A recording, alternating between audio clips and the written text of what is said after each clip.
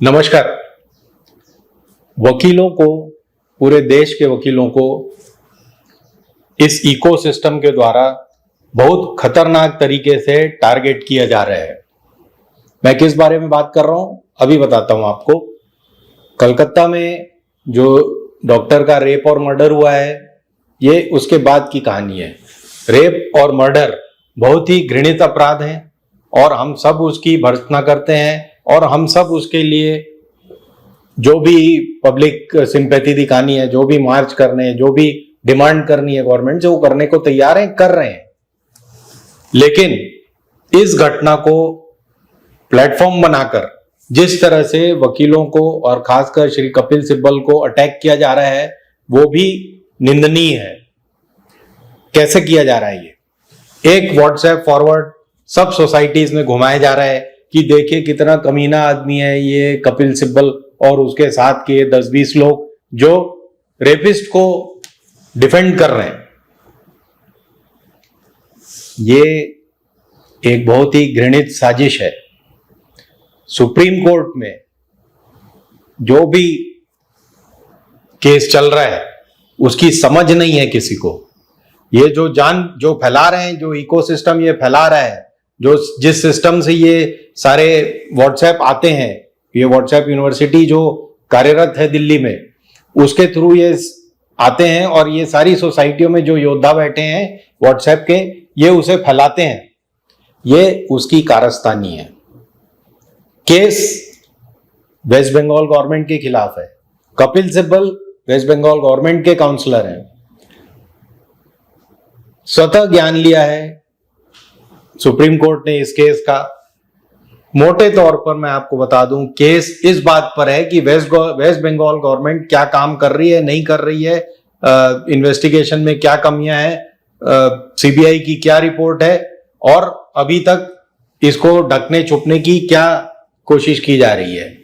Constitutional question है कि centre यानी सीबीआई और स्टेट गवर्नमेंट जो कि पुलिस, जिसका कि क्रिमिनल इन्वेस्टिगेशन का काम है, इनके बीच अगर कोई टकराव है, ये सब देखना सुप्रीम कोर्ट का काम है। पहला, यहीं पर आपको मैं ठीक से बता दूं कि कपिल सिब्बल वेस्ट बंगाल गवर्नमेंट के वकील हैं, न कि किसी रेपिस्ट के। वो किसी भी रेपिस्ट को डिफेंड नहीं कर रहे हैं। अब कुछ बहादुर लोग कह रहे हैं कि साहब वो क्योंकि वेस्ट बंगाल गवर्नमेंट को डिफेंड कर रहे हैं इसलिए वो रेपिस्ट को भी डिफेंड हो जाएगा अपने आप। कुछ होशियार लोगों को तो पता ही नहीं है, वो कह रहे हैं कि साहब रेपिस्ट को डिफेंड कर रहे हैं। लेकिन कुछ उनसे भी होशियार हैं जो कह रहे हैं कि वो ऐसा करके ऐसे लोगों को डिफेंड कर रहे हैं। तो ये मूर्खतापूर्ण बातें बंद करें। वेस्ट बंगाल गवर्नमेंट, जैसा कि छत्तीसगढ़, मध्य प्रदेश या राजस्थान गवर्नमेंट, सबके अपने अपने काउंसिल होते हैं, उनको पैसे दिए जाते हैं, उनकी जो फीस होती है वो गवर्नमेंट पे करती है, वो अधिकार है। उसमें आप ये देखिए टैक्स पेयर्स के पैसे कैसे खर्च किए जा रहे हैं, यह वाला क्वेश्चन नहीं है। यूपी गवर्नमेंट भी करती है, इन्हीं पर करती है, सेंट्रल गवर्नमेंट भी करती है। यही वकील होते हैं जो बड़े वकील होते हैं। हरीश साल्वे, कपिल सिब्बल, आपके 3-4 ऐसे हैं जो यूनियन लॉ मिनिस्टर रह चुके हैं, चिदम्बरम, सिब्बल जी, और इसी तरह के जितने बड़े वकील हैं, तनखा साहब, आपके मुकुल रोहतगी, ये सब कभी इस पार खड़े रहते हैं, कभी उस पार खड़े रहते हैं। ये इनका काम है। ये इस पर किसी भी तरह का कमेंट करना वकीलों को और वकालत को कमजोर करने जैसा है। इस बात को आप समझें। ये देश कॉन्स्टिट्यूशन से चलता है। आप चाहे जितना भी घृणित अपराध हो, अपराधी को अपने आप को डिफेंड करने का मौका देता है हमारा कॉन्स्टिट्यूशन और हमारा क्रिमिनल कोड जो अब बदल गया है बीएनएस के नाम से, जो उसमें भी यही मौका दिया गया है। दंड प्रक्रिया नहीं है, अब न्याय प्रक्रिया है। तो न्याय क्या कहता है कि 1000 दोषी छूट जाएं, लेकिन एक निर्दोष को सजा नहीं होनी चाहिए। यही कहता है ना हमारा लॉ। इसी के तहत हमने कसाब को भी चांस दिया था। सजा उसे मिलेगी, उसे मिली, लेकिन उसे चांस दिया गया था अपने आप को डिफेंड करने का। उसे एक वकील दिया गया था। तो क्या आप अब उस वकील को गाली देना शुरू कर दोगे कि वो बिरयानी खिला रहा था ले जाकर उसको? ये एक इकोसिस्टम है जो पार्टी लाइन से अलग कोई वकील है, पार्टी लाइन से अलग कोई डॉक्टर है, पार्टी लाइन से अलग कोई पायलट है, पार्टी लाइन से अलग कोई प्रोफेशन है, उसको बदनाम करो।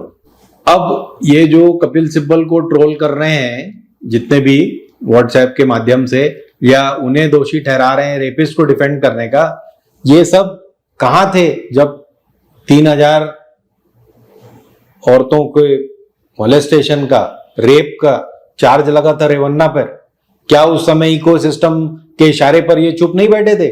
उस समय इकोसिस्टम ने क्यों नहीं कहा कि ये देखिए प्रधानमंत्री के, पूर्व प्रधानमंत्री के पौत्र हैं और इनको ऐसी सजा मिलनी चाहिए और ऐसा होना चाहिए? तब आप सब शांत बैठे थे। अभी सब उग्र हो गए। ये सिलसिला कहां रुकेगा? क्या ये ट्रायल कोर्ट तक नहीं आ जाएगा? अब आप समझिए लॉ का क्या प्रोसीजर है। आम आदमी, जिसमें पायलट, डॉक्टर, बिजनेसमैन सब होते हैं, इन्हें ज्यादा लॉ की समझ नहीं होती। उनके लिए मैं ये क्लैरिटी के साथ आपको बता रहा हूं। पहला, केस क्या है, आप समझें केस क्या है। केस सुप्रीम कोर्ट ने स्वतः संज्ञान लिया है कि वेस्ट बंगाल पुलिस ठीक से काम नहीं कर रही है, वेस्ट बंगाल गवर्नमेंट ठीक से काम नहीं कर रही है, उनका बचाव कर रही है। तो वेस्ट बंगाल गवर्नमेंट के खिलाफ केस है, ना कि रेपिस्ट के खिलाफ। वेस्ट बंगाल गवर्नमेंट अगर कल के दिन दोषी पाई जाती तो दोषी है वो, लेकिन क्या वेस्ट बंगाल गवर्नमेंट को अपने आप को डिफेंड करने का, या कपिल सिब्बल अगर उनके वकील हैं तो उसको खड़े होने का अधिकार नहीं है? कपिल सिब्बल वेस्ट बंगाल गवर्नमेंट का क्या डिफेंस करेंगे कि भाई इनका इन्वेस्टिगेशन ठीक चल रहा है, इनको आप ब्लेम नहीं कर सकते। अब वो इन्वेस्टिगेशन में कैसे हो गया कि आप रेपिस्ट को डिफेंड कर रहे हो? किस तरह की ये मंदबुद्धि काम है। दूसरा, सुप्रीम कोर्ट कॉन्स्टिट्यूशनल कोर्ट है, जिस तरह की हाई कोर्ट, ये कॉन्स्टिट्यूशनल कोर्ट है, ये ट्रायल कोर्ट नहीं है कि यहाँ पे रेप का ट्रायल चलेगा, यहाँ पे थेफ्ट का ट्रायल चलेगा, यहाँ पर बलात्कार और इस तरह की जगह न।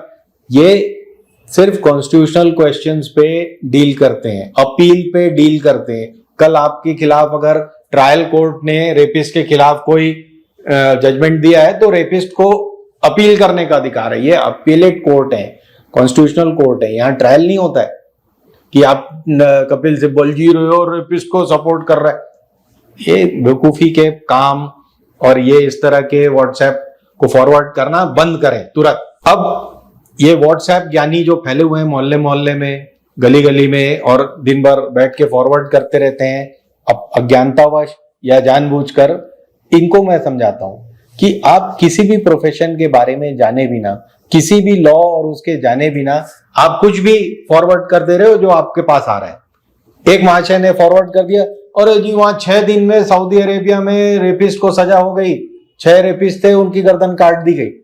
आप चाहते हो क्या शरीयत? यही शरीयत लॉ चाहते हो क्या? यहां पर आप कह रहे हो कि पाकिस्तान भेजना है हमें, जिनको शरीयत पसंद है वो पाकिस्तान जाए, और यहां बताओ देखिए सऊदी अरब वाले कितने अच्छे हैं, 6 दिन में कर दिया न्याय। अगर आपको मुस्लिम डिक्टेटर चाहिए तो वहां चले जाओ, आप यहां पे क्यों बैठे हो? ये देश कॉन्स्टिट्यूशन से चलेगा, ये देश न्याय प्रक्रिया से चलेगा, ये आपके और ये इकोसिस्टम के फैलाने से नहीं चलेगा। ये देश सिर्फ हल्ला मचाना, अरे कि वो साहब रेपिस्ट को सपोर्ट कर रहा है, वो ऐसा कर रहा है, ये बंद करें। अब हम आते हैं कि ये इकोसिस्टम किस तरह से वकीलों के खिलाफ साजिश कर रहा है। आज ये अभिषेक मनु सिंघवी, तनखा साहब या कपिल सिब्बल साहब, इनके खिलाफ साजिश कर सकता है क्योंकि ये दूसरी तरफ के वकील हैं। कल यही बात ट्रायल कोर्ट पर आएगी। आपको याद होगा कि जम्मू रेपिस्ट के खिलाफ सबने सपोर्ट किया था कि ट्रायल कोर्ट में कोई लॉयर रेपिस्ट को सपोर्ट नहीं करेगा।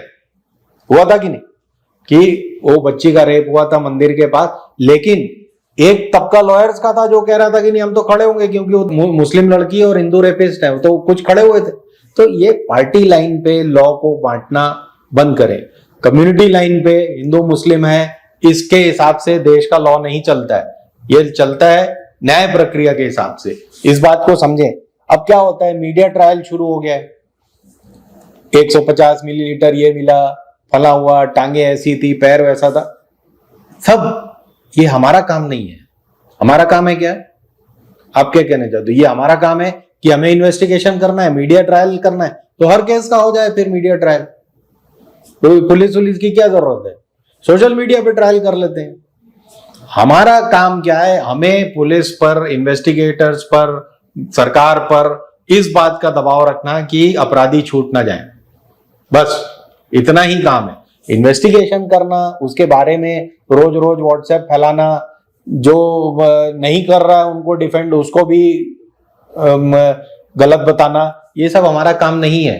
ये इकोसिस्टम का काम है और आप इकोसिस्टम के सिपाही मत बने। अब एक एग्जांपल मैं आपको देता हूं। हरीश साल्वे जी ने बहुत अच्छा काम किया। हमारे जाधव जो पाकिस्तान में स्पाइंग स्कैंडल में फंस गए थे, उन्हें जाकर द हेग में इंटरनेशनल कोर्ट ऑफ जस्टिस में डिफेंड किया कि नहीं? और हम बहुत प्राउड हैं कि हाँ इन्होंने किया। अब आप सिब्बल साहब की फीस दिखा रहे हो कि 35 लाख एक एग्जाम्पल लेते हैं, ऐसा करते हैं, 35 लाख उसके लेते हैं, 30 लाख एक अपीयरेंस के लेते हैं। बहुत अच्छी बात है। साल्वे जी ने एक केस लड़ा था वोडाफोन के लिए, जिसमें सरकार ने वोडाफोन पर 8,000 करोड़ का जुर्माना लगाया था 2009 में 12 में, जिसमें कि साल्वे जी ने वोडाफोन को बचा लिया। तो हानि किसकी हुई? अपने देश के टैक्स की हानि हुई ना। वोडाफोन तो विदेशी कंपनी है। फिर उसके बाद ये मामला सुप्रीम कोर्ट गया, वहां पे भी साल्वे जी ने उनको बचा लिया। साल्वे जी क्यों वकील है भाई? फॉरेन कंपनी के क्यों वकील बने? ऐसा कहने की जरूरत है क्या? और उसके बाद मजे की बात क्या है, ये केस गया आईसीजे में, इंटरनेशनल कोर्ट ऑफ आर्बिट्रेशन में भी गया ये मैटर। वहां पर भी साल्वे जी ने वोडाफोन को बचा लिया। और तो और भारत सरकार पर जुर्माना भी लगाया गया आर्बिट। तो अब हम क्या साल्वे जी को ब्लेम करने लगे हैं? ये उनका काम है, प्रोफेशन है। वोडाफोन ने उन्हें अप्रोच किया, उन्होंने वोडाफोन को डिफेंड किया जितना उनका, और उन्होंने लॉस लीगली डिफेंड किया, कोई किसी को ब्राइब करके नहीं किया। और इसके लिए उन्होंने क्या फीस ली, जानकर आपके पंचर ढीले हो जाएंगे। 35 लाख जो दिखा रहे हैं आप, 183 करोड़ रुपए एक केस के। तो इस तरह की बकवास करना बंद करें, वकीलों के खिलाफ ये साजिश करना बंद करें। आज ये मामला आप कपिल सिब्बल वगैरह के खिलाफ है, कल ये छोटे छोटे वकीलों पे आएगा, छोटे कोर्ट्स में आएगा, ट्रायल कोर्ट में आएगा। कहां पर रुकेगा ये बात जाके? हमें ये आदमी पसंद नहीं है, हमारी आइडियोलॉजी से नहीं चलता है, तो इसे बदनाम कर दो। इस चीज को वकील भी ध्यान रखें। वकीलों को भी आगे आकर ऐसे हर व्हाट्सएप फॉरवर्ड को, हर बदनामी के, हमारे यही लोग हमारे लॉ मिनिस्टर रहे हैं ना, कपिल सिब्बल हो, चिदम्बरम हो, रविशंकर हो, चाहे किसी भी पार्टी के हो, है तो वकील ही। आज मन्नन जी राज्यसभा जा रहे हैं, बार काउंसिल के अध्यक्ष हैं, तो क्या हम बदनाम कर दें कि वो बीजेपी से जा रहे हैं? ये बंद करें, वकील आगे आए, इस तरह के व्हाट्सएप फॉरवर्ड के खिलाफ कदम उठाएं। धन्यवाद। हिंदुस्तान जिंदाबाद।